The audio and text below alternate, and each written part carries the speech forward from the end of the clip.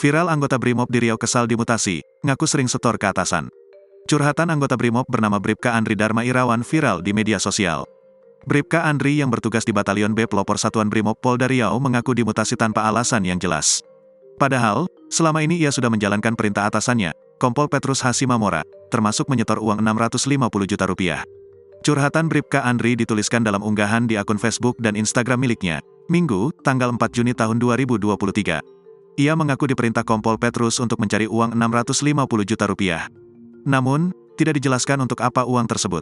Andri kemudian mencari uang sesuai nominal yang diminta dari Oktober tahun 2021 hingga Februari tahun 2023. Tak cukup sampai di situ, Andri kembali diminta oleh Kompol Petrus untuk mencari dana 53 juta rupiah guna membeli lahan.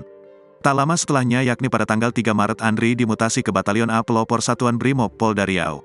Ia sempat menanyakan alasan mutasi kepada Kapolda Riau, namun belum ada kejelasan.